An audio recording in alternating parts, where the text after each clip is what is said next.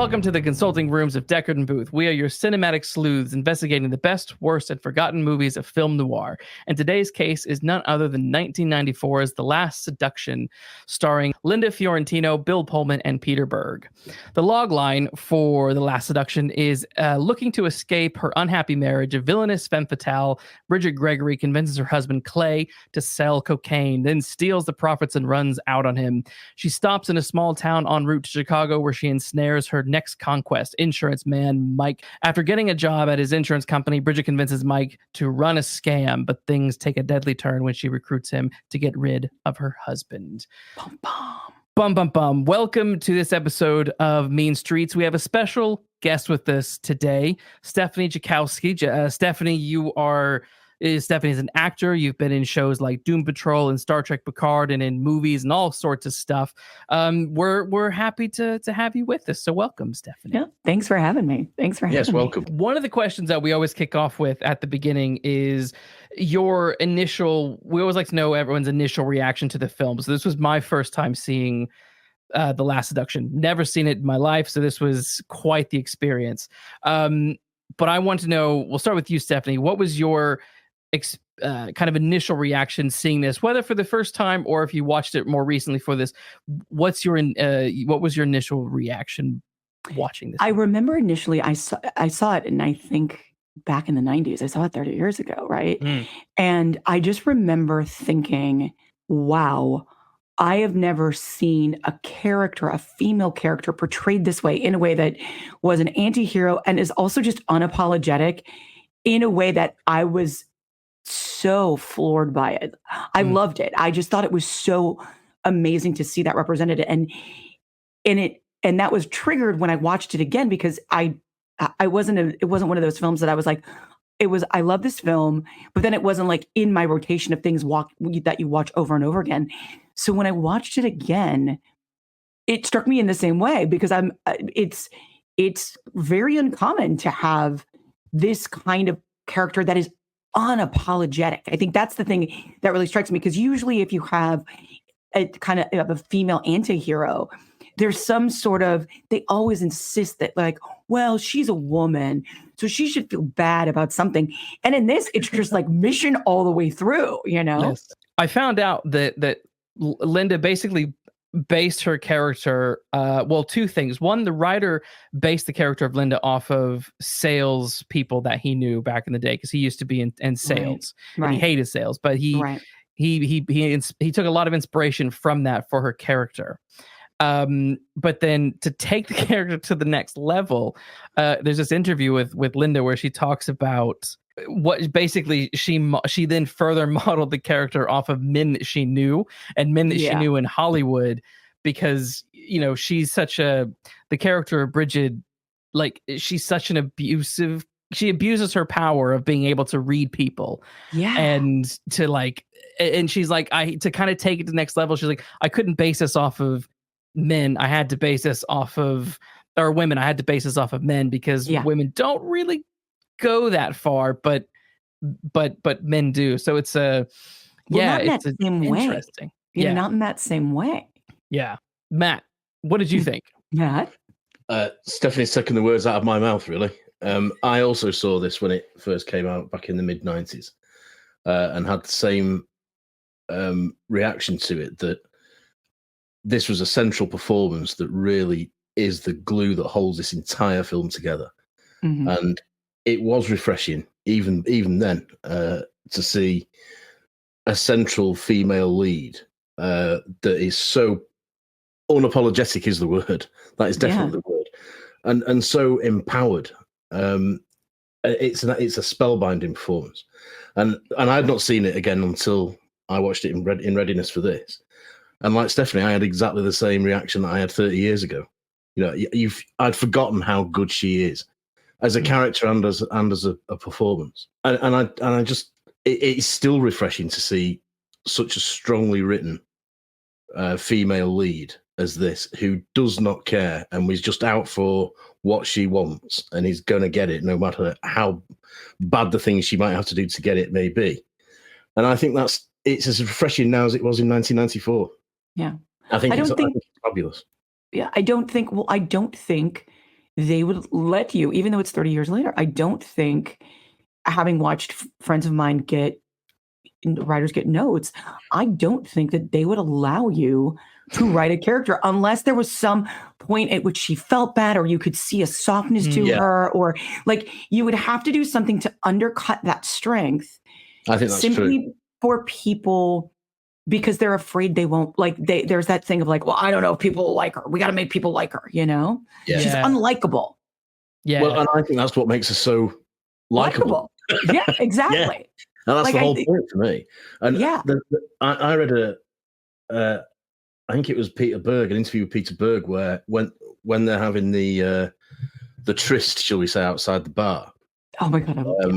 At night, and it was Linda. They didn't know how to shoot it. They didn't know what they were going to do and how they were going to play it and all the rest of it. And she just marched up and said to Peter Berg, "Take your trousers down and we'll just do it." And she jumped on top of him and said, "Start shooting." and that's the shot you get, you know. So she took control of that whole scene. Yeah. Whether that's the character rubbing off, or I don't know, but just to have that sort of power is magnificent. And I think you're right, Stephanie. I don't think they would do it now. I think it'd be too much for people now. Yeah. Well, it's interesting because at the time when they were trying to find an actor for the role, they were looking for a big star and they couldn't find one because all of the stars were saying, I don't like this character. I'm not going to do it. But when Linda got the script and read it, she went in, she's like, you're going to give me this role. Like, give me this role. I can do it. And I mean, my God, she does. And she does. She does. She takes this bull of a role by the horns and just charges with it. It's absolutely captivating. It's one of those performances where you genuinely you cannot take your eyes off her. Even when she's not really doing anything, you cannot take your eyes off her because you're thinking, what's she going to do next? Yeah. And I think that's the sign of a good performance. Yeah. Well, and it's because you can watch her, you can see her thinking. Like you're watching her think. Yeah. And then at the same time, you know, to the point of like, oh, she's not likable, is she's fully likable because you can see vulnerability there because she knows how to play it. She knows how to turn it on because she turns it on, you know, Peter Berg's character when she can feel that he needs her to be all like love, and she can turn on a dime and give you that. And that's what's so amazing. I mean, she got some awards for it, but because it was first shown on TV, as I understand it, it couldn't be nominated for any Oscars. Oh, really? And I think it was first shown on HBO. And you know, so nobody expected anything of it, I don't think. And like so often. Well, yeah, I mean, it's back in the 90s. Like back in the 90s when you have straight to TV movies, that's a surefire sign of it's just not that good. And I think they didn't expect it to be an HBO film. It was her, you know, from what I was reading, they thought it was going to be in the cinema. So when it wasn't, it was like, oh wait, okay, I thought this was, but HBO were the ones who bought it. But it did get in the cinema. It had enough kind of word of mouth from HBO to then hit the cinema for a little bit. Well, because that's become even the argument now is, you know, Netflix or whatever, they do something what they call floor walling it, meaning you put it in a theater for a limited run, so it clicks the box, and then you put it on streaming or whatever. So it was directed by John Dahl. I think we're talking about Linda and her performance, which is amazing. But I think Linda's amazing, but it's not solely down to her performance. I think there's also some incredible talent behind the camera, and I think John is another example of that because he's. I mean, if you look at his filmography, he's worked on a bunch of really good thrillers. So he did in 1987 he did PI, Private Investigators. In 1989 he wrote Kill Me Again with Val Kilmer, Red Rock West in 93 with Nicolas Cage. So he already has a really good, in terms of a director, he had a really good idea of film noir and neo noir, and I think that shows in his direction because this is very much a neo noir movie, but it's unlike the typical, you know, where we follow the PI or whatever. It's interesting because this is from the perspective of the femme fatale, right? That whole time, I kept feeling like this movie, and I couldn't find if the writer of this movie, his name is Steve Barancik. I couldn't find if he was inspired at all by the Maltese Falcon, because the Maltese Falcon, the femme fatale is Bridget O'Shaughnessy, which Bridget, like the names Right. are the same, like it must be. And she's very Bridget in the way she manipulates men with, seduction and lying and things like that. So it's almost like we're watching this modern version of the original femme fatale, but this interesting modern version of her come to life. But like, unlike the Maltese Falcon, where Bridget gets arrested in the end, this one doesn't. She gets away with it. She's smart enough to get away with it. That is the interesting thing, because I was waiting, because I didn't remember that she got away with it. Part of me was like, isn't there supposed to be like some sort of comeuppance? And I'm like, oh no, there's not. Which makes it that, for me, I was like, yes, which almost makes it that much better. Well, I think that's the movie's strength. I think if because it's so brutal up until the very end, if there'd then been a sort of moral comeuppance, even with it not being a legal one, I think it would have just diluted everything that had gone before, because I think that's the point. I think he sets out to present a character who is going to get away with it from the start, and he's clever enough to do that. I think that's the key point. She's clever enough to do it. But I agree with you, Luke. She's very much like Bridget in the Maltese Falcon, for all the reasons you said, but also because of her ability to sort of shift who she needs to be in each situation to make it work out for her. And very, very, very obviously in several scenes, she's improvising, to get what she wants and to make things go her way. And that's something that Bridget does, I think, in Maltese Falcon. Whether he really was, I've not been able to find out either, but whether he really was influenced, I don't know, but I find it hard to believe he wasn't. Same, because one of the other things he's sort of inversed is the character of Mike, played by Peter Berg. There's a line in the Maltese Falcon where Sam Spade tells Bridget, he's like, you're not going to play me for a sap, and that's kind of like the typical hard-boiled detective. He's not going to be the sap. He's gonna almost get snared in by the Spider Woman, but he never really fully does. Whereas Mike is a sap the whole time. Like he is just ensnared throughout the entire movie. Now, here's a question for you both, and we'll start with you, Stephanie. At what point do you think Bridget is formulating her plan to manipulate Mike into murder? I think it doesn't really start formulating until she has to kill the private eye. Like, I think once she knows that her husband is sent, they figured out where she is, I think that's when that starts to formulate. Like when she moves out of the motel, which I loved, into that actual house and is looking for safety. I think she's starting to have all the plans. But once she knows that someone is actually coming after her, and he knows where she is, I think that's where the option becomes to kill him, her husband. And I think sorry, as I keep going on, like, I think she decides, like, oh, this is how I'm going to have to do it. The full formulation of it, I think, that's when I think the seed starts. Interesting, yeah, because what I'm trying to work out with this, and this is where I think this is to the film's, I think, cleverness, because you don't really, for me, I'm like, I don't feel like I actually know when she starts to formulate this plan, because there's a part of me, it's like, well, the PI hasn't arrived at the time when she starts doing the scamming of the insurance people and trying to find the women who have the husbands who are being unfaithful and all that sort of stuff. There's a part of me, it's like, I feel like at that moment she could have been laying the bedrock for her plan.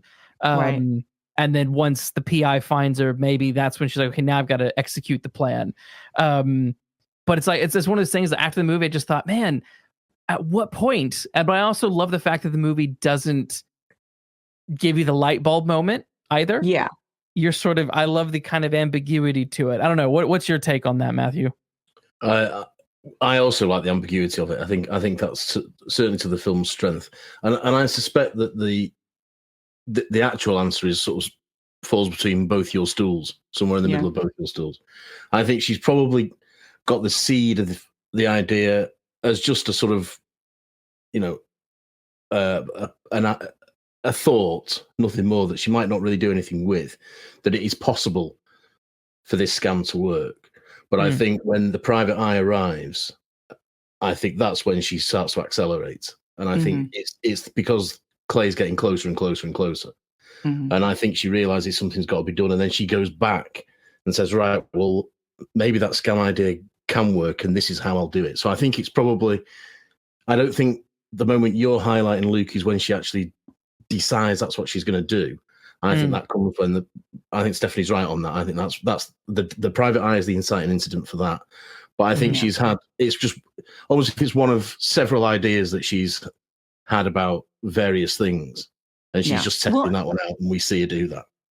And when they do start calling these wives and stuff, and I'm maybe recalling incorrectly, but there seems to be something about the fact that something he had said about a wife. It was because it didn't the impetus to call and make this list have to do with like a wife inheriting all this money. And like, I think that's because she's just, her mind is always working, and she's always on the scam to figure out how to make more money. Right. Because also, when she calls her lawyer to get a divorce, it's clearly she's slept with him. They've had a relationship, but also it made me wonder, is this her first divorce? It feels like she's probably been married a number of times. Like, it feels like this is something that like is also a pattern. Pick up man, utilize him, use him, and then move on. The character Bridget has been called an unconventional heroine. Do we look at her in this movie? Do we see her as a heroine or even an anti-hero? Because the anti-hero is someone like a, I don't know, I'll use a comic book as in my head. It's like Deadpool, who is morally ambiguous, but ultimately is trying to do the right thing or something like that. Yeah. Do we think calling Bridget in this film a heroine or an anti-hero, is that apt?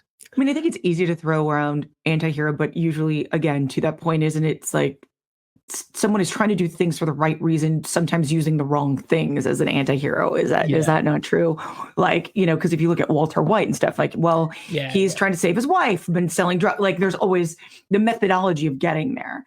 Yeah. So I think in certain respects, I would classify it as a heroine only from the standpoint of the traits that we had talked about before that she, embodies in a way that we've never seen them before. I think to a degree, she's a heroine in that sense, but at the same time being a terribly awful person when it comes right down to it. I mean, I'm quite sort of set in my ways about this. I think she's the villain out and out, and I think all praise to her for that. I don't see anything wrong in rooting for the villain every now and again. Yeah. I don't think she's an anti-hero for the reasons you've both said. I certainly don't think she's the heroine. Yeah. I think she's the villain, and so what, sort of thing. If the villain's the main character, then so what? Yeah. I think that's a perfectly valid way of telling a story. Yeah. I don't think she would have been anywhere near as powerful, for example, if this had been told from Mike's point of view. Oh, not at all. No. And I think in films like Double Indemnity, that works from the point of view of Fred McMurray's character, because he's the framing device as well. Right. And it's all about his downfall.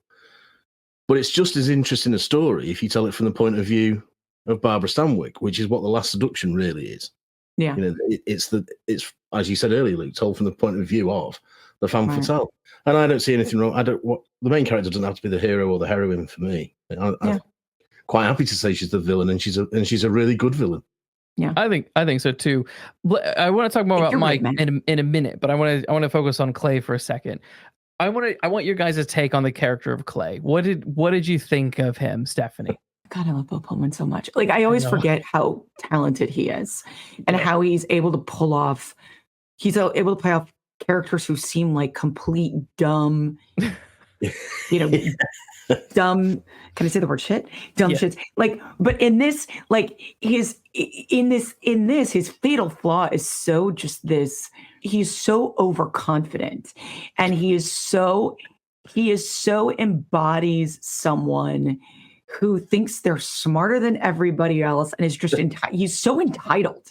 I think that's what it is. So to see him just get used in that way, and also, when he's dealing with his PI and he's running over to the window and he thinks he's so smart, but at the same time, Bill Pullman as that actor is so good at just being so skeevy too. Like when he flips, you're just like, hi, Bridget. And you're like, oh my God, you're terrifying. Yes. Yeah.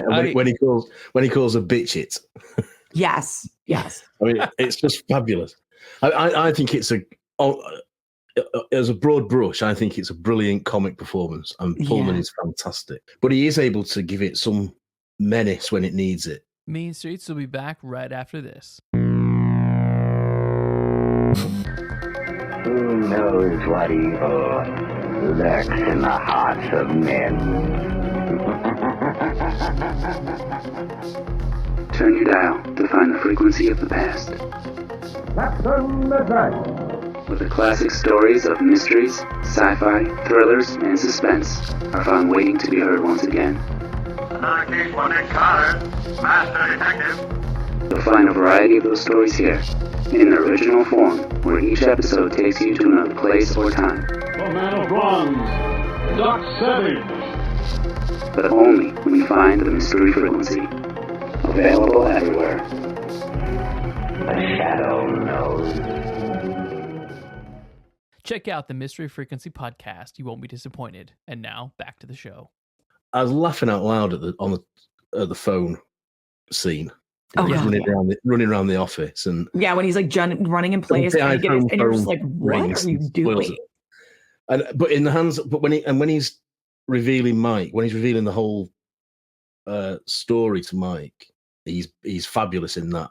But again, there's then the comic bit of him trying to run in the handcuffs that are attached to his ankle. I think I love just the opening scene with him, because I think the opening scene tells you and or foreshadows everything that you're going to get with him. Right. Because he does this little seedy deal, and he grab with the drug dealers, he grabs the suitcase and they won't let go of it. And he's like, what's going on? And they put the gun to his head, and then he just turns into like blubber. He just falls on the floor, and he's like waiting to be shot. He's like, oh, crying and stuff. Yeah. And they just dump the money on the floor. And then the next scene is him walking through New York City with his shirt just stuffed with all this money. And then when he gets home, she's like, did you walk all like, and she's like, you're an idiot. You're an absolute idiot. And you're like, he didn't have any other choice, but yes, he is also an idiot. Right. Like, he could have hailed a cab. I mean, he could have hailed a cab. He has the money to pay for a cab. Exactly. But, but in terms of like stuffing in his shirt, like where else is he going to put it? Where else, he's got nowhere else to put the money. But I love that about him. I found his performance, both comedic and menacing at the same time. Because there are moments where I'm like, he is sort of scary, but I think Bridget is more scary. Yeah. Oh, definitely. Yeah. But when he hits it comes out of nowhere. It is a shocking slap across the face, because that's not the man that he's so far to that point been set up to be. And it's a glimpse. It's a great economical bit of screenwriting and acting, because it gives you the certainty that that's the man who's underneath all this blithering, blundering foolishness. Yeah, and that's the real him. Yeah, and how often has she seen that before? Is this the slap that breaks the camel's back sort of thing, and this is why she does it? Yeah. Or is it the very first time and she's the sort who says once is the last time? Yeah, the first time is the last time. Yeah. But the fact that he does it so quickly, and there's no build up to it, there's no suggestion that he's got it in him, makes it a really shocking moment when it does happen. It's a fabulous bit of screenwriting. I completely agree with you, Matthew. It's shocking, but it also, because it comes out of nowhere, it adds so much layer to, because you're not building it up with him getting all upset and bubble, and then the slap is like, it's just like a slap, and you're just like, wait a minute, what? Yeah, it's an impulse, but it's a fatal impulse. Yeah, it's and it's the same when Mike hits her. the film's given itself time to set that up, I suppose. Yeah. Because obviously it's a different character.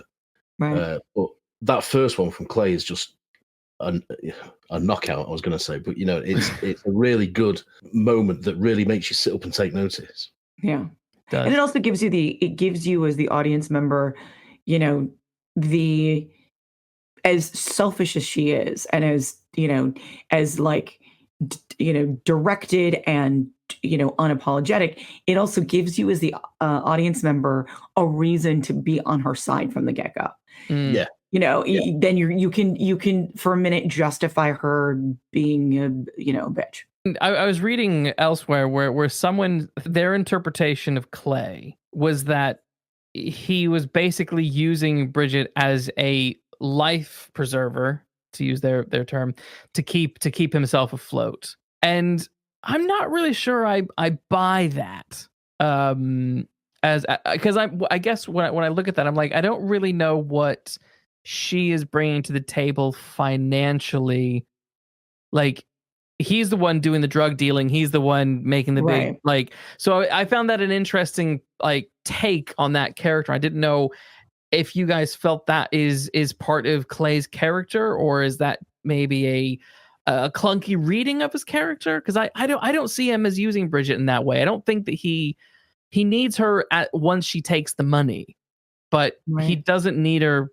I didn't get the impression that he needed her before that. Well, because later we also see him just writing scripts to people, which initially I thought he was a resident, not a full doctor. And then I'm like, when do you get your prescription pad? But it's kind of like, okay, a little fuzzy in my head. But it seems that she is the brains of the operation. She is the one who came up with the idea to hey, we could do this. Because it seems like he's basically small stakes and she's bigger stakes. She's like, why are we doing scripts to addicts when we could be doing a big a suitcase, $1 million worth of stuff, and just do one big deal and be done. So from that aspect, I'm like, yeah, she's the bigger thinker. Yeah. But I don't know that, he, I would have to kind of disagree. I would disagree with that. Yeah, I think I disagree with that. Yeah, I disagree with that. I don't read Clay in that way at all. No, he doesn't come across that way to me. That's all. They seem in certain respects like a perfect, suited quite well in terms of if he's going to already be doing, if he's already doing this, and then she's like, oh, but we could do this. I'm like, okay, this makes sense. It makes sense. These are who these people are. Yeah, definitely. I agree. So I think all good films, there's always trouble behind the scenes, a little bit. So I found it fascinating. So I was reading that Stephanie Kramer, who was the film's executive, a couple of things were super interesting. One, this script by Steven, it was his first ever script. Okay. Which I just thought, man, for this to be your first script. He had other experience in writing. He was some short stories, and he mentioned in an interview that he had some unpublished novels. So he didn't just sit down and write. So I don't want people to think that he just was this guy who just sat down and bust this. He was someone who understood story and stuff like that. So he put that, but he was still quite, he was new, he was fresh, and this was one of his big breaks. So I thought that was amazing because from what I was reading, that the script came out of the blue, everybody loved it. It was so almost so perfect that they didn't have many changes to do once it came in, which is quite remarkable, quite rare, really. Yeah. I mean, Stephanie, you'll know scripts change on set. You know what I mean? Yeah. But the company that was in charge of the film got bought out, and another businessman, not a creative businessman, came in, and he wanted to pull the project entirely. Didn't like it, wanted to pull it. Literally said, put on the waterworks, defended the film, made this big deal about it, and they agreed to let it move forward. But I guess is what interests me about that is we're kind of seeing elements of that right now with like WB and David Zaslav, who's just like ripping films out and burning them in the trash. And I'm like, why? What is the deal? Why do so many movies have this threat over them? Oh, I could stand on a big soapbox for this one. Well, there you go. I've set it up for you. Please do. So I'm married to a screenwriter, right? And a lot of his friends are writers. He went to FI, and so I see a lot of. I'm an actor, but I also get to see the other side of like when you put out a script and what happens with it. And I think part of it is, and this has always been the thing, back when they were still making, and this was still into the early, like into the 90s, into the early aughts, mid-aughts, they were still making like $10 million movies. There would always be those movies that you would go to the video store, right? And maybe they'd get a theatrical release, or you go and you'd see this, this movie that had this incredible cast, and you're like, why is this it went straight to DVD or it went straight to video. And at the time, what would happen is you would have a script like this. It would get sent all around. Like within a week, you would know if a script was getting made. And a production company would come on. They would love it, blah, blah, blah. And in the same right is if an executive changes over, and this used to happen in TV a lot as well. If someone comes in and they own the company, that slate becomes, do I want to do this or do I not? Which is very much what's happening now is a little different from the standpoint that if this businessman, although is a little different from the standpoint that we have everyone, it seems, that is running our companies, and part of the contraction and the strikes and the streaming thing is we've switched to they have switched to how do we guarantee we're going to make money, as opposed to a script like The Last Seduction, which I don't know that could ever be made now, where you have somebody who's like, ooh, this is a great script. Let's make a great movie and see what happens. And so I think, that whoever bought the studio, whoever bought the production company, that started happening in the 90s, but has continually gone on. And so what you see is, even if, you said that his script barely had any notes because they liked it so much, which is uncommon now, because there's been a couple of podcasts about there's a podcast called Script Notes where executives just used to figure out how shit got made. Now, literally, they're asking story questions. Like people with MBAs are asking, well, why is this character not doing, like giving writers script notes, like giving writers deep story notes that they did not used to do in the 90s, which I think is why this script was able to make it through. And well, that's not true. They'll do it for people who sometimes I'm like, who kind of need it. They'll do it for names like M. Night Shyamalan. They'll be like, go. And he'll be like, why did no one give him notes? Or like, you know what I mean?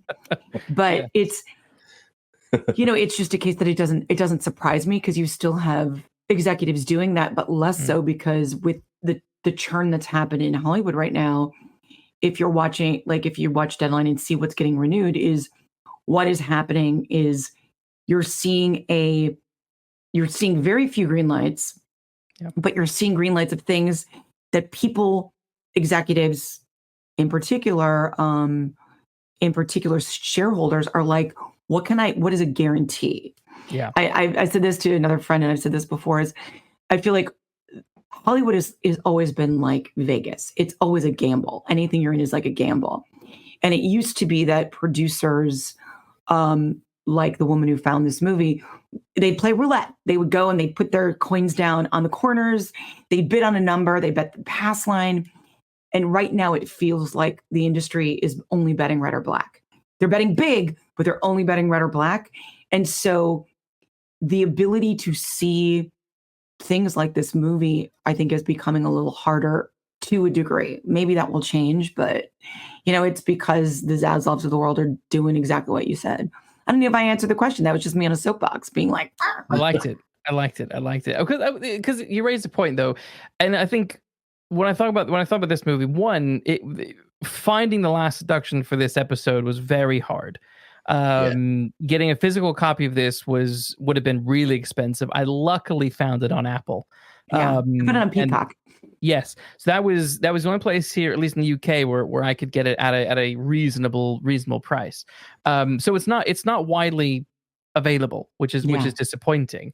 But also, earlier, Steph, you were mentioning, like, you used to go to the movie store or the library and rent something that looked kind of interesting you might have never seen or heard of.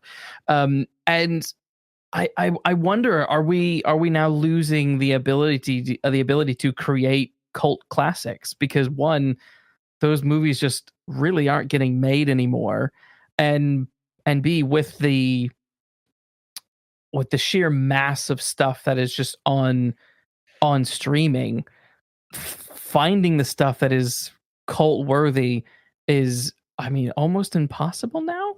I fear if we've not already lost it, I think we're very much in danger of doing. I really do, and it's a shame. Yeah. I mean, this is very much a cult film, for the reasons that you've said. And very often those are the films that endure. I mean, you look at a film like The Wicker Man, for example, which is the king of cult horror movies. That was also a film that the execs hated, and it was also a film that was mauled almost to death. And those powers that be, as it were, are capable of doing some significant harm to films that deserve more, and this is definitely one of them. Office Space. Sometimes a film needs a bit of time to gestate and to settle down, and so that people can appreciate it for what it is. Not everything is a big summer popcorn blockbuster. Some things need a bit of time to slowly burn. And I think The Last Seduction is one of them. And it certainly deserves to be much more well known than it is. And I agree with you, Lee. It was almost impossible to find. You really have to do a search to get hold of a copy if you don't want to pay through the nose for it. That is unfair, for want of a better word, because it deserves so much more. Yeah, it deserves to be available. Everyone should be able to access this with ease, because it's a fantastic movie.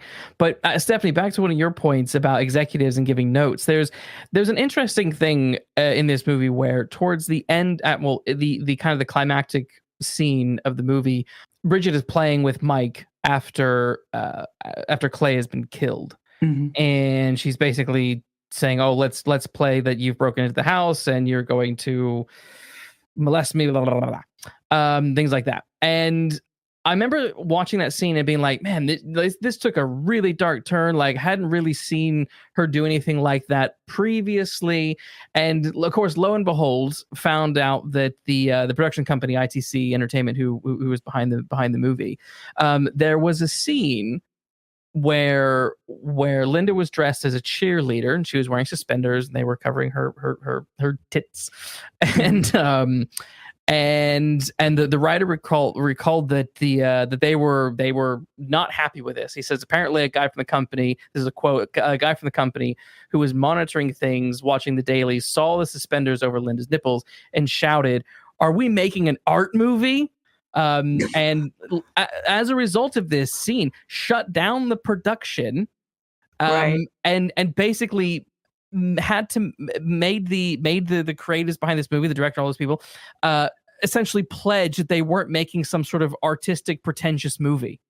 And then by the end, that scene was cut entirely from the movie, and I feel like that whole scene was quite important because it was lending itself to the role play aspect, where she was doing role play with Mike, and it establishes this sort of role play thing. So when you get to the end of the movie and you don't have that awareness that they were doing role play, you're like, why would he be into this? Like, he's like, what?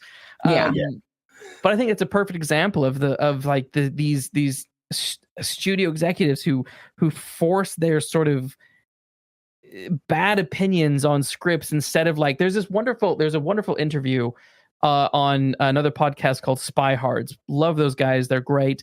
They did a really cool interview with the guy who did the soundtrack for Mission Impossible 2.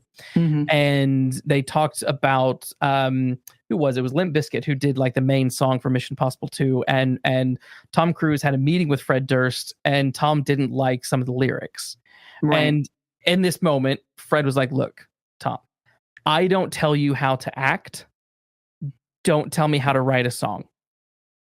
And then, Tom's reaction to that was, oh, okay, I respect that. I get it now. I'm not a songwriter. You're a songwriter. You know the art. And it's like, this is why I don't understand with executives today.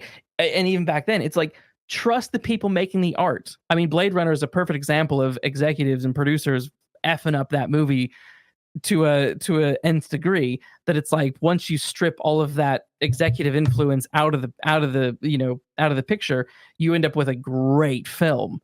And it's a shame that we've lost this scene, because I think that scene would have really helped tie up the ending a little bit more than what we got. Yeah, because it would be a bridge then, wouldn't it?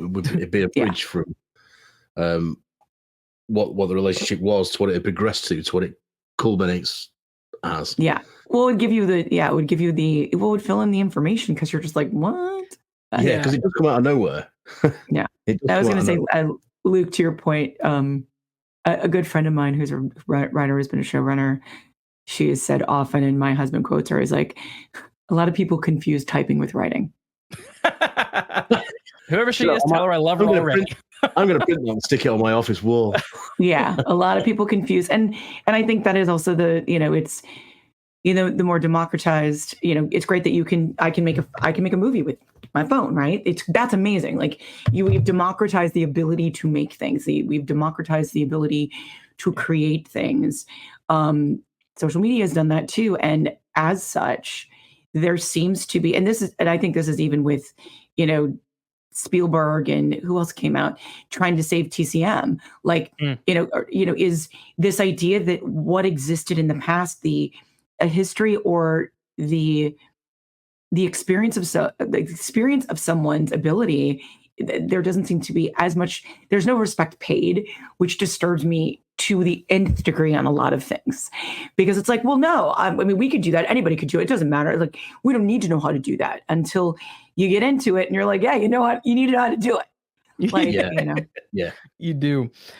Kind of going back to a point we sort of talked about, but I want to go a little bit further with, because I found this quite interesting, is, as we were saying earlier, there were actors, big star actors, who were being given this script, and they weren't interested because Bridget is considered an unlikable character and all that kind of stuff. Do they say who they were looking at? They didn't. I wish I could find that. I know, right? I'm like, who? Tell me who. But it's interesting that, because they make the example that male actors can sort of move back and forth. In one movie, they can be a disgusting villain. In another movie, they can be a lovable, romantic lead or something like that. And they use the example of Russell Crowe, that, he can go from, being, I don't know, in Gladiator to LA Confidential to, whatever. And in some roles you hate him, some roles you love him.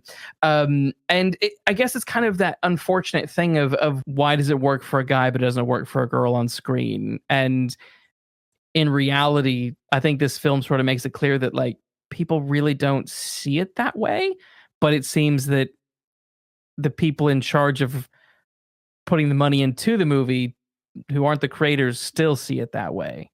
Mm-hmm. Am I wrong? Am I right? What's the problem with this? I don't know, Matthew. You take this one. I don't think you are wrong. I think you're right. I think it's. Well, I like being right.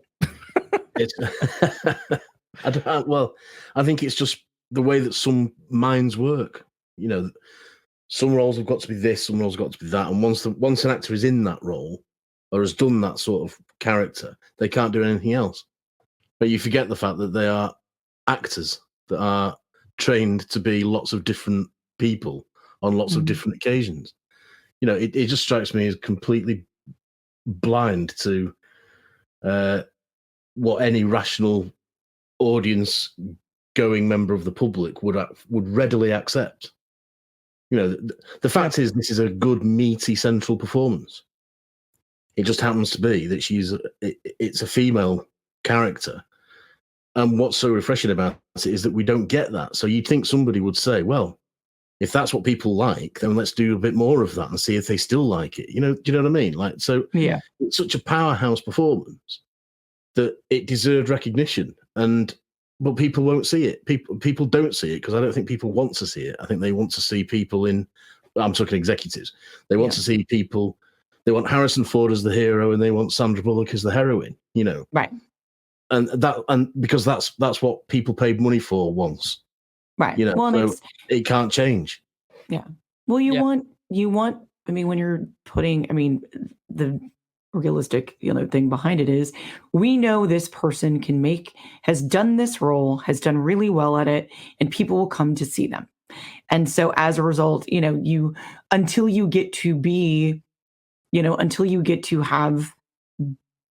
have more power as an actor, you do that so that you can have the power as an actor, right? And then you get to decide if you're going to be Johnny Depp and go do all these crazy things. Yeah. And you do have a little more facility there than you do as, say, Julia Roberts. Because you always want to see Julia Roberts as that, she was Erin Brockovich, but was Erin Brockovich just a harder version of Vivian from, like, you see the thread through, you see that thread throughout, and you've seen her step outside of her thing. And also, it also has to do with the facility of people as actual actors, right? Because in the UK, there's an education and a respect to actors being able to be multitudes, right? It is inherent in Shakespeare. It's inherent in actually being an actor as something that is like considered, is not just literally looked at as like a poo-poo. Whereas here, there's a lot more aim towards celebrity in the States, I think. And as a result, the roles are based around not so much what someone can play, but basically what their essence is. It's built around this thing that they carry, this charisma and this thing that is uniquely them, as opposed to a variety of characters. Yeah. And what you will have is people who will break out of that. Like, you will have people who will be given the opportunity to do that, but they need to fight for it because it's just easier. It's just easier, right? And like, it's easier to cast somebody who can play that role because making a film and making TV is hard enough. You just want someone to go walk in and do it, Yeah. It was certainly over. We have a lot more character actors over here, don't we? Yeah. There are character actors in Hollywood. I mean, Gary Oldman's a great example. Yeah. But those sort of actors who are never the same. They never look the same. Yeah. They never appear as themselves almost. Yeah. And there are then the actors who I call what I say is the Cary Grant syndrome, where they are that person. They are Brad Pitt. They are Brad Pitt. They are Clint Eastwood. Yeah. They are, to a certain extent, they are Tom Cruise these days. Although he branched out and did some interesting things, but to a certain extent, Tom Cruise is Tom Cruise. Yeah. And it's that sort of versus, isn't it? Character actor versus that sort of celebrity, as you say, Stephanie. Yeah. But I appreciate that. So it goes back to one of the things that Luke and I have talked about many times, and that is a reluctance, an apparent reluctance these days to take any risks. Yeah. So if you cast X, who is known for being a cinematic hero and the good guy, as the villain, that might bomb. People might not buy that, so we won't do it. When really that would have been a very interesting bit of casting. Yeah. It's also a question of, like, once people get to a certain level and they want to do something different, and a lot of times they'll do small films. Like, my husband directed his first feature, and part of what they have, at least if you're making small movies, right, is if you have the money to do a small movie and you have these actors, CAA, the big companies, they literally have a book that tells investors what kind of appeal people have worldwide. So you will also be cast based on, like, and they'll give you a list of names of, like, these people, like, it's, David Hasselhoff was an international star, which I was like, whatever, but he was huge in Germany because of Baywatch, right? Yeah. So there are certain things that also come into it because the people who are doing the money part of it are like, okay, we need to, how do we guarantee? And the problem is, to a degree, is, it's become so much more about money than it is about quality of the work, where you end up being pitched somebody who might usually be the lead actor who's going to be the villain, but also you're just like, no, because it doesn't fit, and also when you get to a certain level, they don't, and you're like, I would really love to see this person do this thing. They also get to a point where, because of the stardom they need to have around them, they don't want to read. They don't want to audition to play this role. Yeah. Especially if it like in terms of, packing orders. I don't know. It's just, it makes me a little sad. Like, because they're in the thing that I noticed, like even in helping, again, my husband, who's like when he was casting his movie, I'm like, well, why can't we have a girl play this? Or why can't, and a lot of it is also still the people who are in charge overall are also not necessarily diversifying the worldview of the people who are in charge of being able to really greenlight, have a very specific same worldview. Yep. And no matter how much you want to say like, oh, it's diversity and look at this, it's still a lot of box checking, because those people who have the ultimate power are still the same people. Yeah. I totally get that. I mean, I see it in the publishing industry all the time. In everything, right? They pretend to be diverse, but they're not at all. They're not at all diverse. Yeah. I guess to this film's, to the Last Seduction sort of bonus is the fact that, in the long run, I think casting as they did, not casting a massive star, gave Linda this amazing chance to to create an iconic femme fatale. And it's a shame that it's still cult class. It's still cult, because watching this, I was like, there was so much that she was doing and that was happening. I just thought, man, you are, we said this earlier at the beginning, but she is igniting every single scene. And the dialogue, I mean, my God, the dialogue in this movie just rips. Like everything goes back and forth. And I remember I was listening to an interview with the screenwriter, and he was kind of talking about realism and stuff like that, and he was asked like, oh, in real life, can you spout replies like that? He goes, yes, if you give me 6 minutes to think about it, because he's like, I like characters and stories where they just have this ability to talk like that, and it makes you think that person is just that smart and clever and witty, and Linda makes that stuff come alive. Like the way she delivers this stuff, I'm just like, I buy her 100% as this person who can say and do these and think this stuff.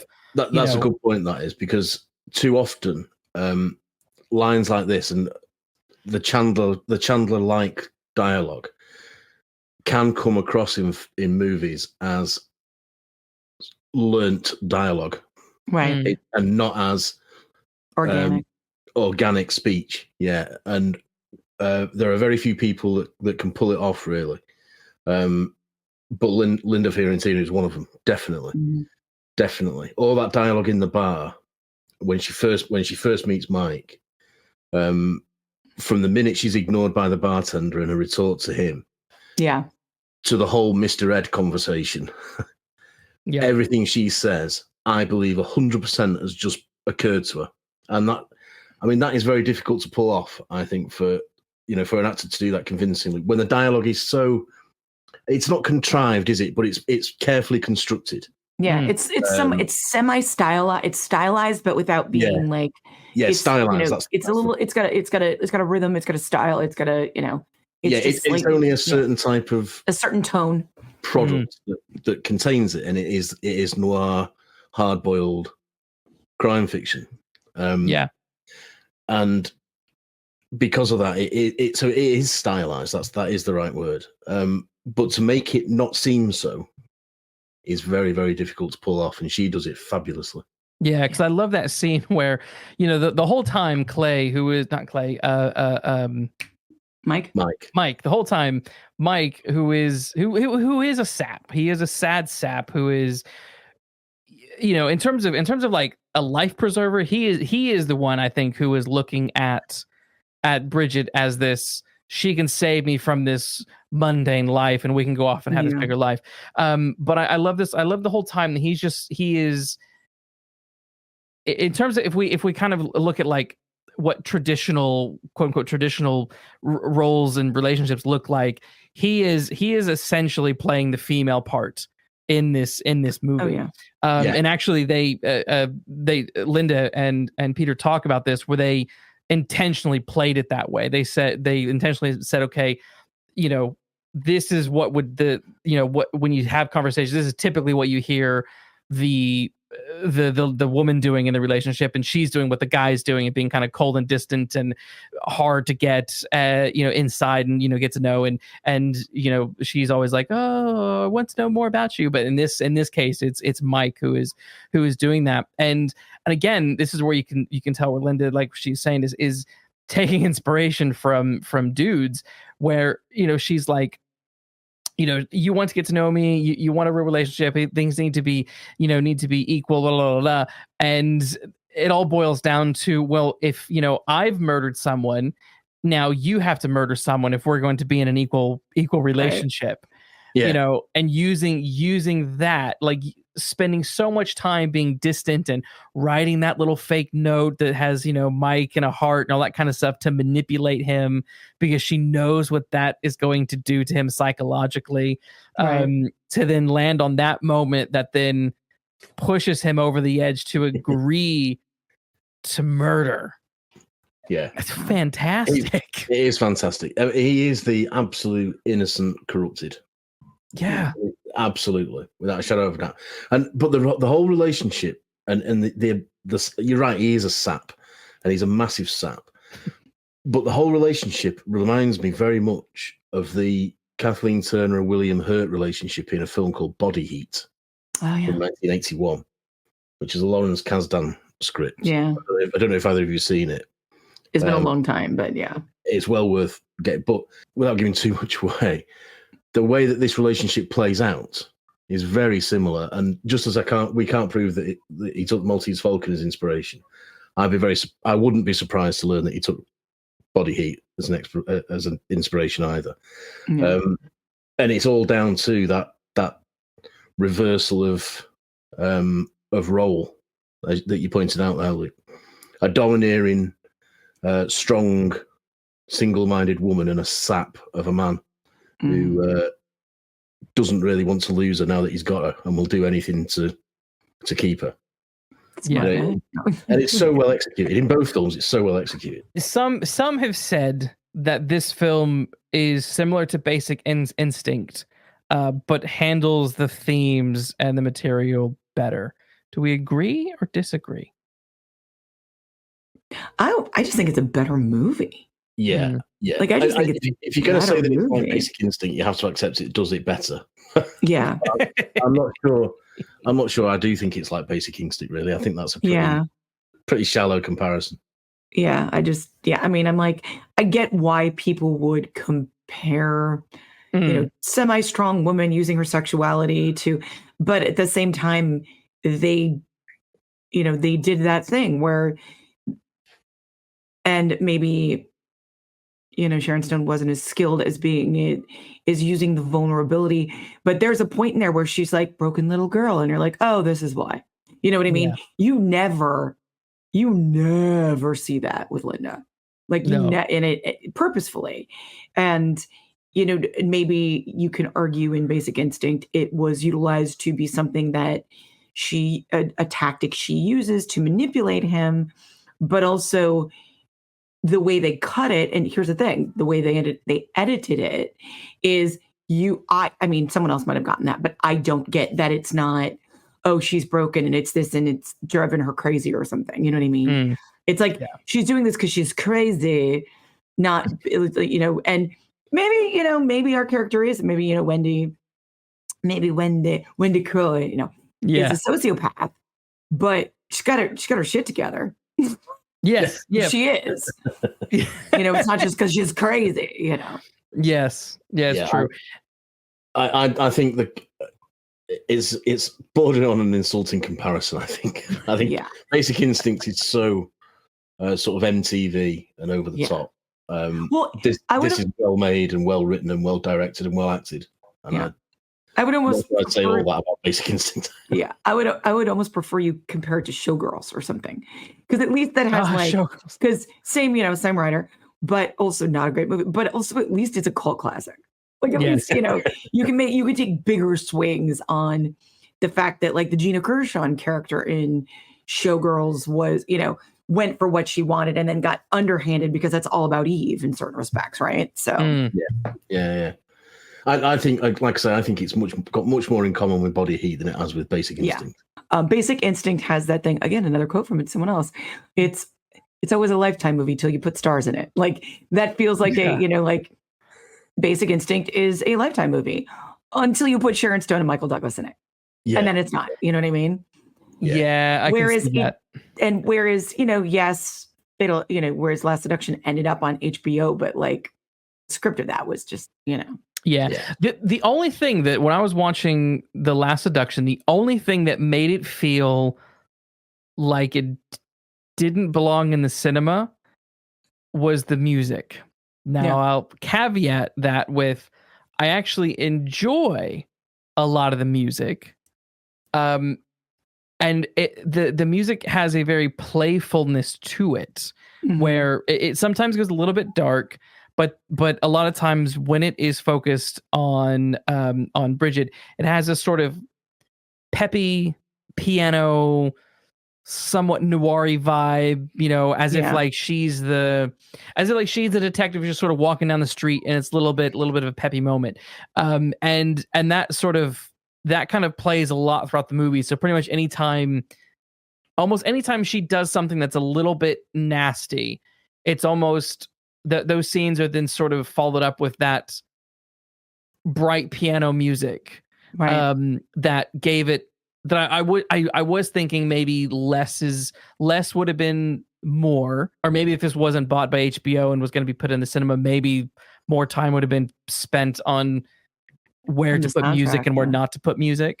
But there was that sort of element of like, this is the most, I like the music, but it's the cheapest thing in the movie, because it kind of never stops. Yeah, it did start to jar for me, the music, after a while. I have to say. I'd agree with that. I think it is a bit at odds sometimes with what's happening on the screen. What I found interesting is not the editor and director and cinematographer, but the rest of the keys and everybody were all women. Like production designer, seems music supervisor, music coordinator, like they all seem to be like the people in charge of it all seem to be women, which I'm wondering if, because she was the music supervisor for Pulp Fiction and Clueless as well. But it does make me wonder if by choosing something that's upbeat in that thing that we keep talking about, which is we don't want her to be unlikable. Well, if we give this theme to her, will that balance out? You know what I mean? Like we're not going to make her do it as an actor. But are these other things we can pull in to help, like, make sure she's likable, like that? The worrisome of being unlikable. Maybe it could be that. Yeah, it could be that. I don't know. I mean, because even at the end, when she drives off into the not the sunset, into the rain, she drives off into the gray rain, which I quite like. Intentional or not, maybe it's just a rainy day that day, but I like that. But that music is playing then, and it's like, we have just followed a scene where she is called the police, and it's a very dark scene of Mike and her having sex. Kind of the R word, but also kind of, it's very uncomfortable. It's a very it's a horrific scene. The film spirals into just pure horror in that moment. But then we're 2 scenes later when she's in her limo driving off into the gray, that peppy music is playing, and I'm like, so there, you might be onto something. Let's give this film this sort of upbeat music, and just sort of roll with it, because the film in general does have a playfulness to it. When the PI is in Beston, and she, Bridget goes to the office, and they're like, there was a black guy looking for you. Did you tell her about the black guy? Yeah. You know, like there's this playfulness going on in which it's like, you know, and the, you know, when you have the scenes with the PI and he's just like, oh my God, this stupid place, you know. So there's all this interesting, funny, goofy commentary, silliness happening throughout the movie that does lend itself to sort of be a little bit lighthearted at times.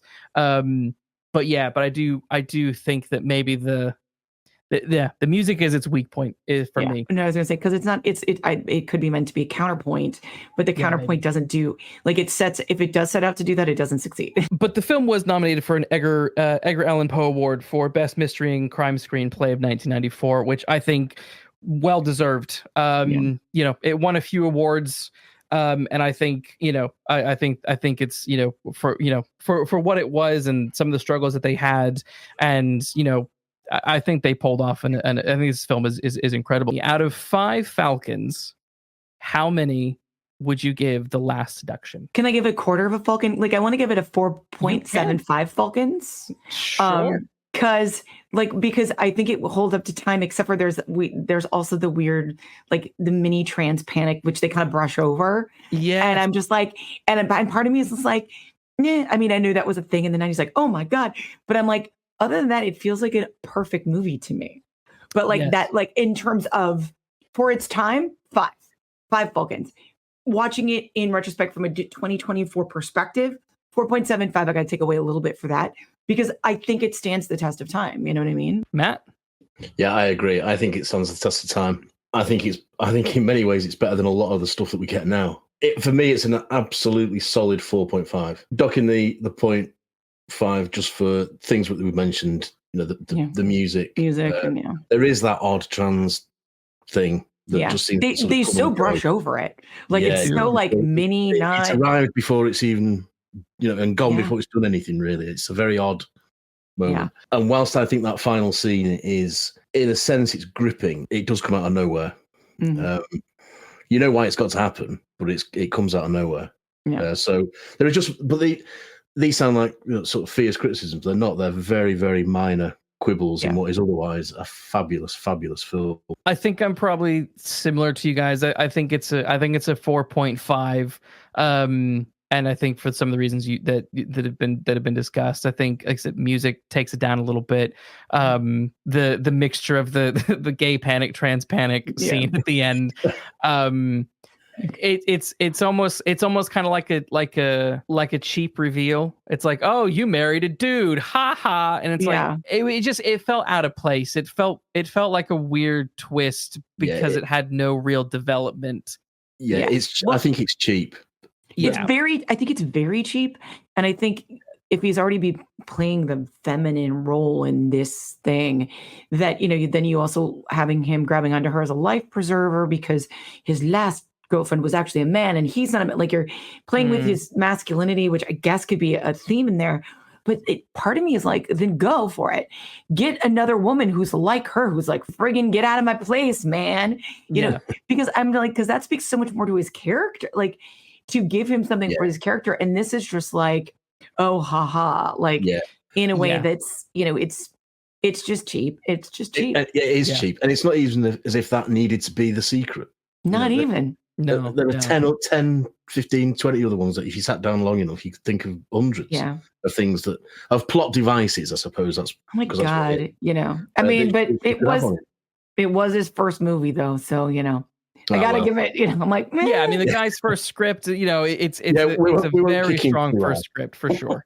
So we have to clarify, these are mild criticisms. The last thing I want to very quickly point out, which I found interesting, is in an interview about this movie, Linda made the comment that she kind of sees this character of Bridget as the result of feminism, which I found a very interesting perspective. Essentially seeing it as she is the result of backlash. So growing up, you know, being told you need to be independent, you don't need to depend on a man. She was saying that she feels that Bridget personifies that whole idea of women starting to behave like men in order to be equal, even though you don't to be equal, you don't need to behave in those ways. Do we think, before we wrap up, do we agree with Linda's idea of this? Is Bridget I don't want to say natural, but is this the result of, is Bridget the result of feminism? Is she the backlash? I mean, I would say that's a really narrow way of looking at it. Like I like, because two things can be true at the same time. I think that someone could be like, feminism is this, and you're supposed to, as opposed to looking at equity as just being like, you get to be who you are and you get equal rights, is like, you must be like something else in order to be that, which I think a lot of people have decided, and especially people who are like, screw feminism, and that's not it. It's just that all humans, feminism is about women, but humans should all be able to exist with the same amount of rights as everyone else. And in certain respects, you should also, as opposed to making someone like someone else, we should also be able to accept people's differences and still allow them to have equity in a system. You know what I mean? Yeah. Yeah, it was an interesting, also use the word interesting. It was an interesting perspective for her to have, because there was an element that I'm like, I think I see where you're going with this, in that it's the natural, not the natural, it's the radical pushback, perhaps, but not the natural result of. Yeah. Is how I maybe what she was referring to. I just found it very interesting. Her idea was that she sort of sees Bridget as a result of feminism, like a product of, product, well, maybe product of as opposed to result of. Like result means it's like that's the only result. Yeah, exactly. Yeah, I agree. It's the product. Yeah. The writer did say that he was quite surprised by the amount of particularly women responding to her character in a positive light, and using, for example, like using her name as their screen names on the internet and stuff like that, because both he and Linda, they are clear in saying that this character is not someone you should be looking up to as your, she's not an icon, positive icon. She is still the villain of the story. Right, but there's attributes that are, when you say screen name, I'm like, on dating sites for people who are like, I want to have sex with you and I never want to see you again. Like, yeah, sure. Like that. I would imagine that for some, that is, because that is, a trope of, no, you always have to have a relationship, like those. And like, there's aspects to her character that women can, that people can be like, oh yeah.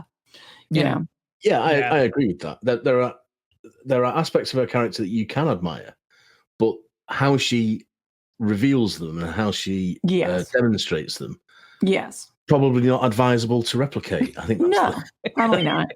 Probably not in general. But some of her attributes are absolutely praiseworthy and very much role model material. Sort of, but just her execution of them.